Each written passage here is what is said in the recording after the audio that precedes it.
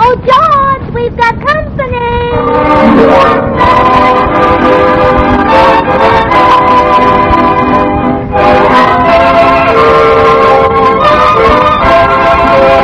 This is Bill Goodwin, speaking for Lever Brothers, makers of Swan, the new white floating soap that's pure as fine Castile. Well, it's Tuesday night again, time for another pleasant visit with George Burns and Gracie Allen, and their guest, the star of the Metro-Goldwyn-Mayer picture, Madame Curie, Walter Pidgeon, with Jimmy Cash, Felix Mills, and his orchestra. And now, meet the people who live in the Burns house, George and Gracie.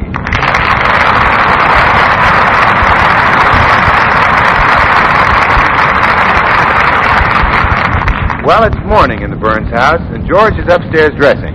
Gracie is just answering the front door. Gracie, look out your living room window, quick. Well, Blanche, what is it? A new neighbor's moving in next door to you, and wait till I tell you who it is. You'll die. Who is it? Walter Pidgeon. Walter Pidgeon, the actor? Uh-huh. You mean Mr. Greg Arson? Yes, aren't you thrilled to death? Oh, I should say I am.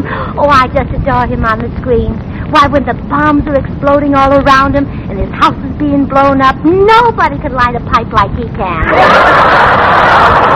I know, he's so romantic. Oh, yes. Look, here comes his living room furniture. Oh, look. See, there's his bookcase. Uh-huh. That's a pretty coffee table, isn't it? Oh, yeah. And I just love that ridge lamp. Gracie, look. Oh. Oh, and it looks like such a comfortable sofa. You're telling me.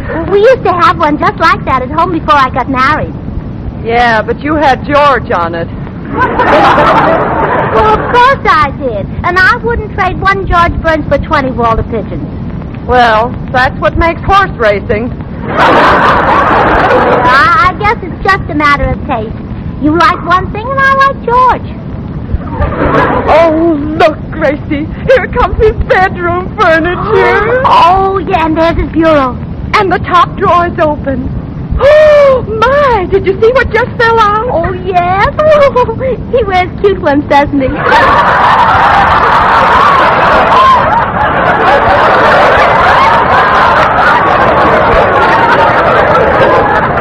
Oh, yes, they are cute. Oh, I've been dying for George to get some like those. He wears the long, droopy kind.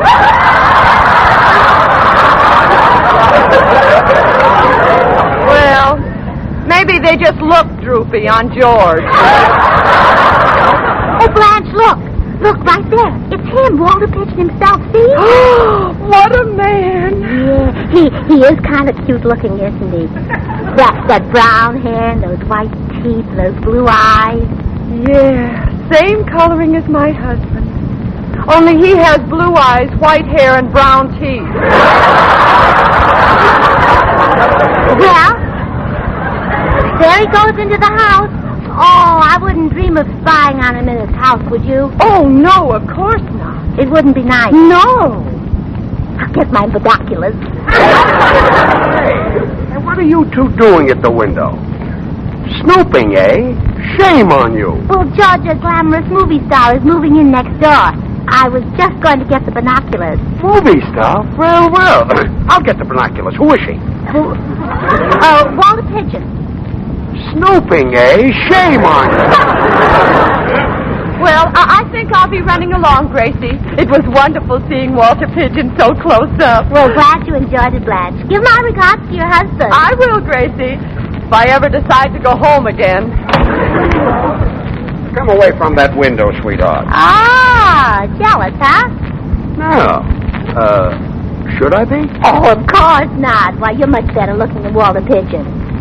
Oh, now, Gracie. Oh, I mean it, George. Well, when you smile and your nose wrinkles up, it's just too cute for words. Really? Yes. It's even cute when you stop smiling and it just hangs there.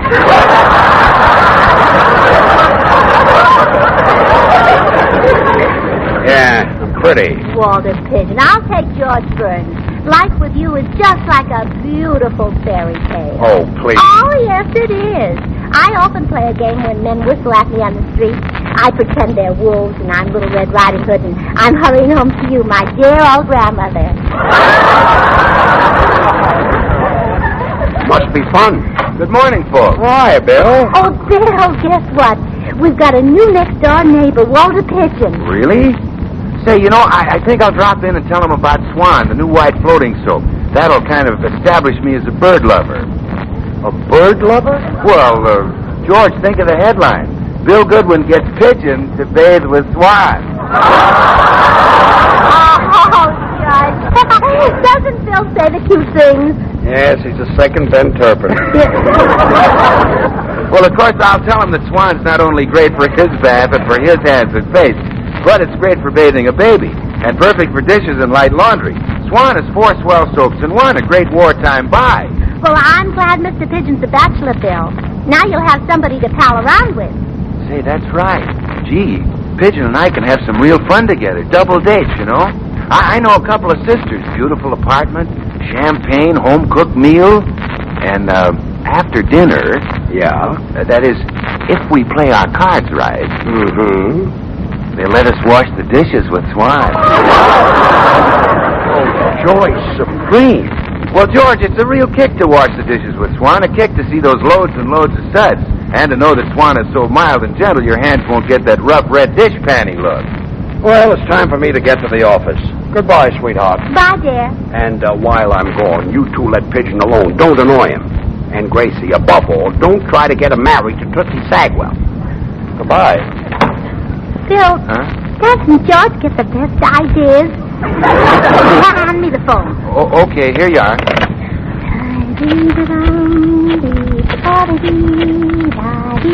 Hello? Hello, Tootsie? Tootsie, this is Gracie. Now, listen carefully. How would you like to marry Walter Pidgeon? Tootsie! Tootsie! Oh, dear. What happened, A Gracie? short circuit. I guess she drooled on the wires.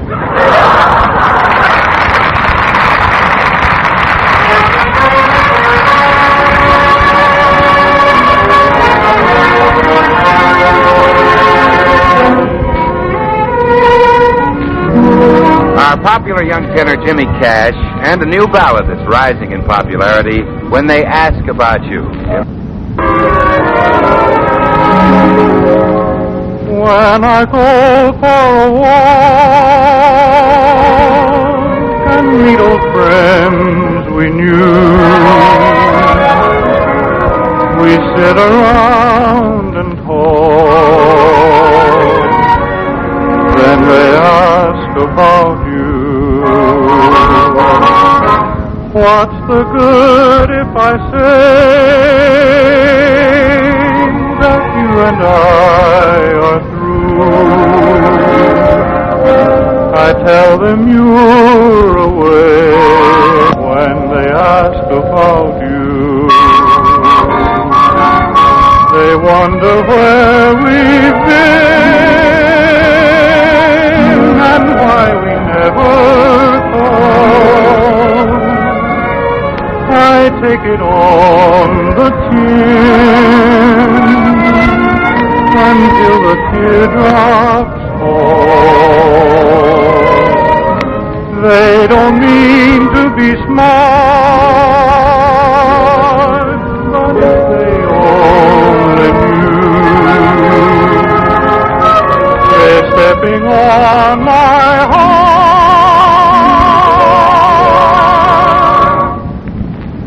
when they ask about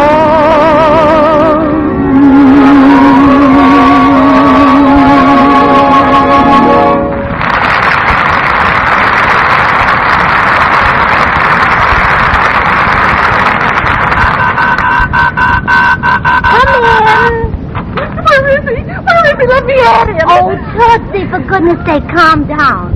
The way you act, Walter Pigeon wouldn't even speak to you. Oh, I don't care. I'd be satisfied just to squeeze him and listen to him grunt. Now, Tootsie, that's just why we've always failed before. You rush men so. Now, this time I have everything planned. Well, Gracie, how are you going to get him to propose? Well, I'm going to put him under obligation to me. How? Well, neighbors borrow things, don't they? Yes? Well, I'm going to lend him an egg, and then he'll have to do me a little favor and marry you. Oh, that's a wonderful idea. Thank you, Tootsie.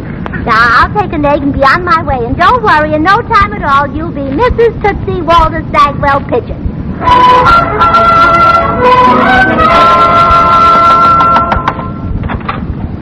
Yes? Hello, Mr. Pidgeon.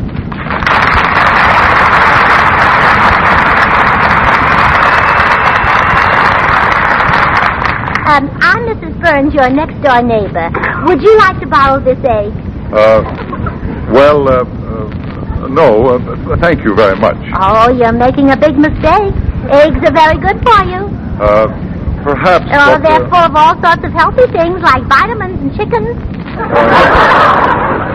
Mrs. Burns, I don't want to borrow an egg. No egg? No egg. If I find I need one, I'll send to the store. Oh, don't do that. It's dangerous. Dangerous? Well, certainly with the shortage of materials, who knows what they're making eggs out of these days? Mrs. Now, Burns... this is a real egg, pre-Pearl Harbor. A bit ripe, wouldn't you think? Well, just mellow. Here, take it. No, thanks. I appreciate your good neighbor spirit, but really, I don't want to borrow your egg. No egg. No egg. Good day, Mrs. Burns. Good day, Mr. Pidgeon. Don't hesitate to call me if you want to borrow an egg.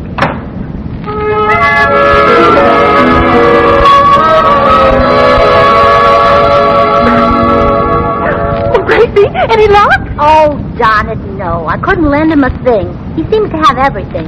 You said it. And I thought sure I could tempt him. Well, Tondaleo didn't have any trouble tempting him. Oh, Tondaleo, that native girl in white cargo. Yes, the one who wore the sarong. Oh, so that's what he likes. Oh, I've been beast. Yeah, lovely, lovely beast. Tondaleo, huh? I'll be right back.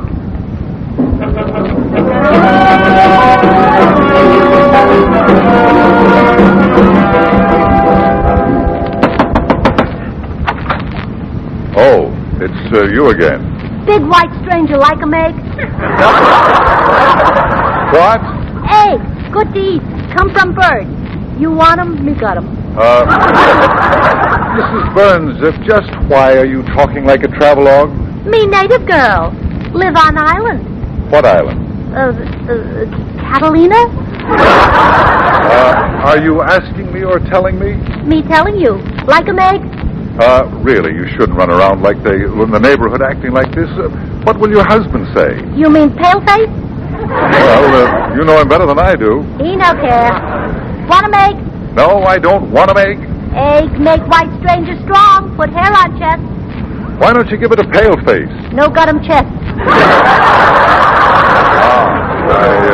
I see. Beautiful, gorgeous, stunning native girl give white stranger one more chance to borrow egg. What say, white stranger? Aloha, Mrs. Burns.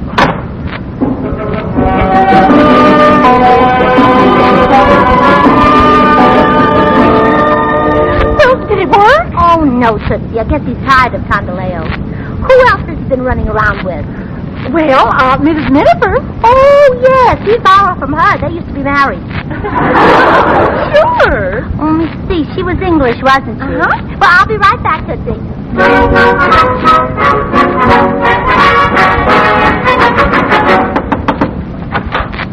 Oh, no, not you again. Are you there? What? Are you there? Well, don't you see me? The Fargo boy. Thick as consomme. Can't see my jolly old digits in front of a jolly old puss. Are you British now? Rightfully. Care to borrow a spot of egg? Oh, that egg again. No, I don't want it. Delicious with crumpets and a cup of petrol? No, thanks. I like my petrol without egg. Amusing chaps, you Americans. Mrs. Burns, why are you working so hard to get me to borrow that egg? Because you blimey well needed, old cricket. You look a bit pico today. Pico? Yes, tired as an old tea bag. Beastly jolly, eh, what? More beastly than jolly. But I definitely do not want the egg. Now, if you don't mind... Cigarette. What? Cigarette. Thank you. Thank you. Mitch. Thanks. Thank you. Egg. No. Cat. Mrs. Burns, once and for all, I don't want to borrow an egg. Now, cheerio. Are you there?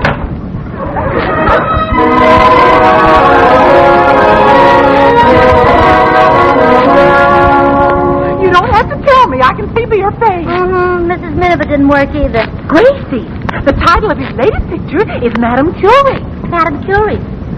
Au revoir, Tootsie.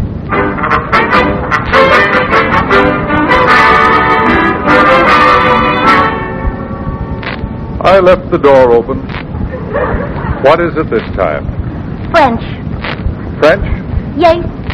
Oh, no. Oh, yes. Would Yankee like to borrow law egg? All right, Mrs. Burns, you win. Give me the egg. There. Well, now that I've done you a favor, will you do a little favor for me? What is it? Drop over to the house and marry my girlfriend. Marry your girlfriend? Yes. Right now? Yes.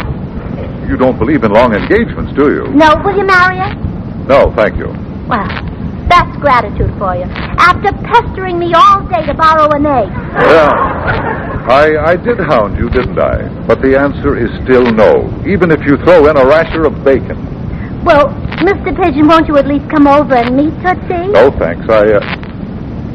Say, is this Tootsie between the ages of 20 and 35? Yes. Has she had at least 2 years of high school? Oh, yes, at least 2 years in each class. I think I would like to meet Tootsie. Oh, good. Well, come for dinner at 6 o'clock. Very well, I'll be there. Oh, dear. With an extra dinner guest now, I'll need another egg. May I borrow one from you? Oh, yes, I just happen to have one on me. Oh.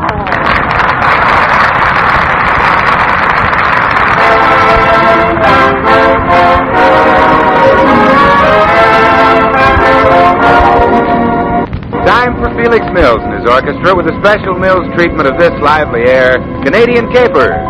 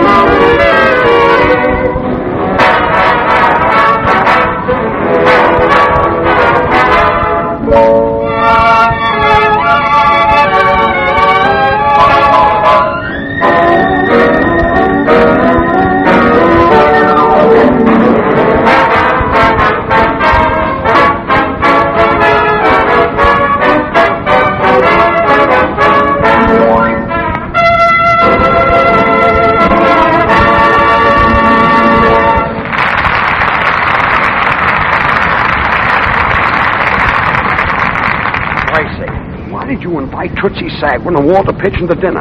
Didn't I tell you not to annoy Pidgeon with that broken-down dame? Didn't I tell you that Tootsie should... George, please, remember your appendix. My appendix has been taken out for 5 years. Well, poor Tootsie hasn't been out for 10. Well, never mind. You're calling this dinner off. All right, if you don't want to sing in pictures. Tell Pidgeon you... What was that? Mr. Pidgeon is coming over just to hear your voice. Oh, so that's it, huh? Probably wants me to sing in one of his pictures. Well, sure, you have a remarkable voice. The kind that puts people right in the mood of your song. It does? Yes. Remember at Bill's party you sang Leave Me and Love Me or Leave Me? Uh-huh. Well, while you were singing I loved you and everybody else left you. So Pidgeon wants to hear my voice, huh? Well, okay. He'll have a chance to hear it. Come in. Oh, good evening, Mr. Pidgeon. This is my husband, George Burns. How do you do, Mr. Burns? How do you do, Mr. Pidgeon? How do you do? How do you do, Mr. Pidgeon? How are you? An attractive house you have here, Mrs. Burns. Oh, thanks. It's not very big, but we're crazy about it. Be it ever so humble, there's no place like home. May I open a window? Now, see here. I'd like to light my pipe, but I don't want to get the room all smoky. Oh, that's it. Where do they go, those smoke rings I blow each night?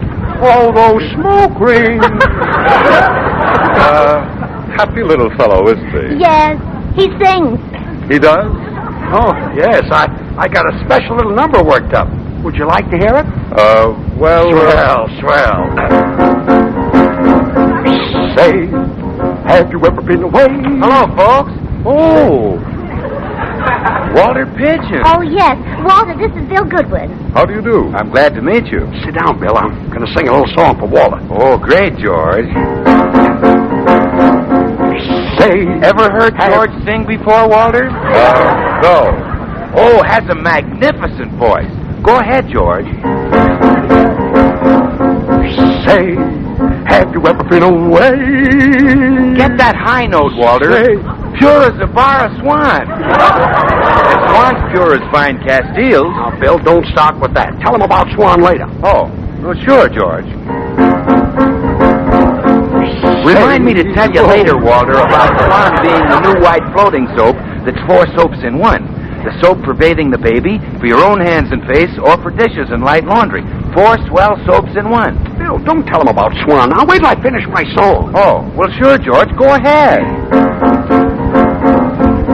Say, have you ever been away? Walter, when he finishes this song... Are you going to hear something?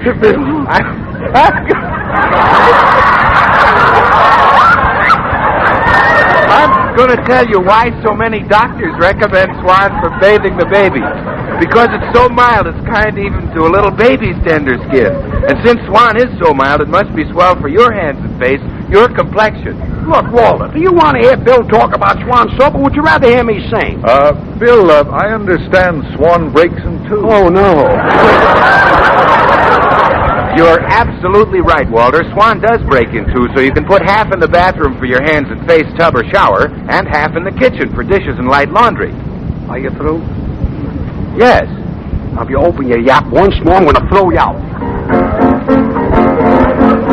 Say, have you ever been away? George. Say, George. Oh.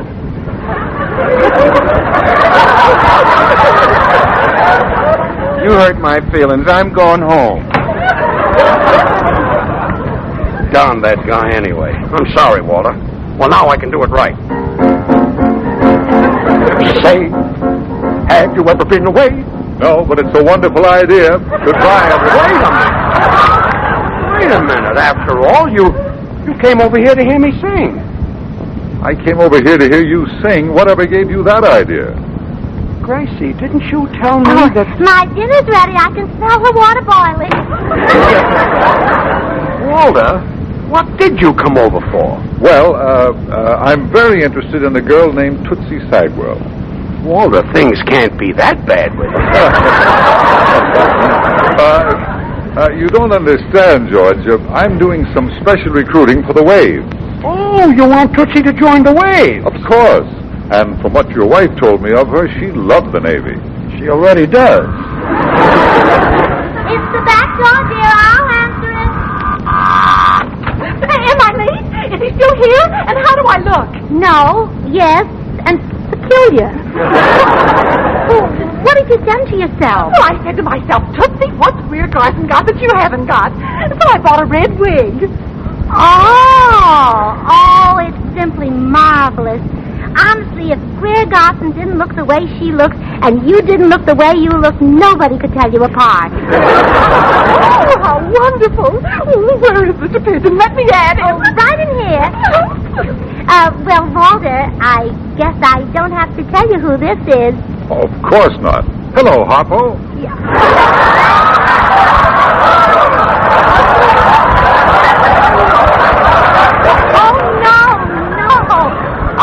Pidgeon, this is Tootsie Sagwell.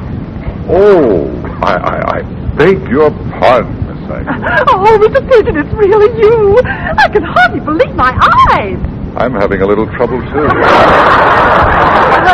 George, let's you and I go into the next room. Walter probably wants to be alone with Tootsie. No, don't leave. What I have to say to Tootsie, I want the whole world to hear.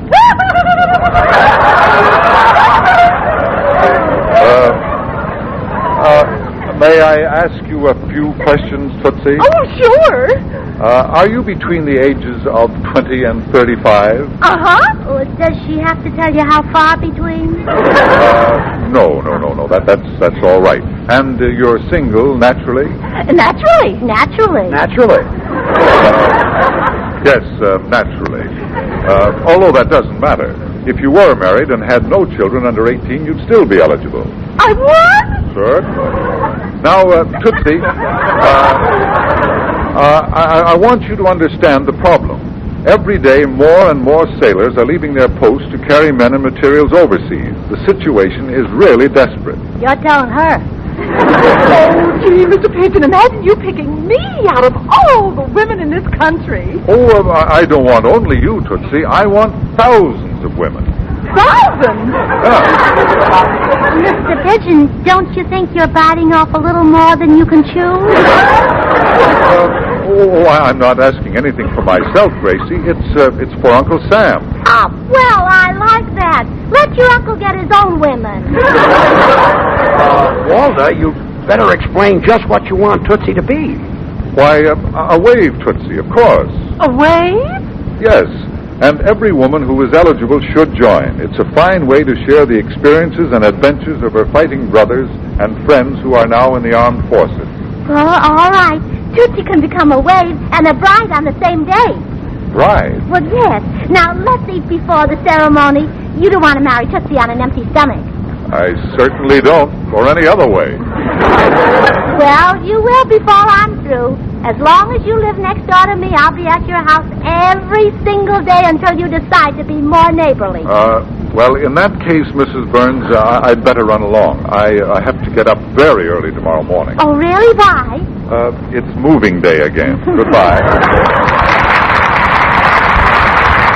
George and Gracie will be back in just a moment. Friends, we have as our guest next week lovely Loretta Young, and the following week, Charles Boyer.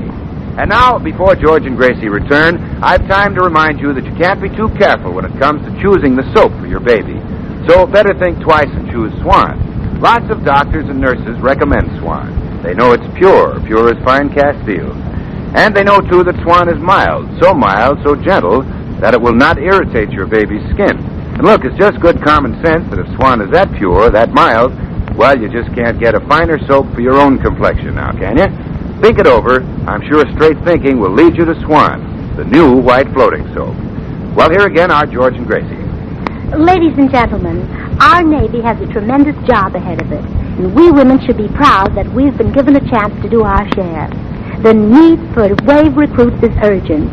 Every girl who is eligible and who is not now working in a war plant should talk about the waves with a Navy recruiting officer, or she can write to Waves, Washington, D.C., and ask for a free illustrated booklet, The Story of You in Navy Blue. Do it now, without delay. Good night. Good night, all. Remember George Burns and Gracie Allen, CBS next Tuesday night. Now till next week, this is Bill Goodwin saying, well, I, Swan, how about you? Good night.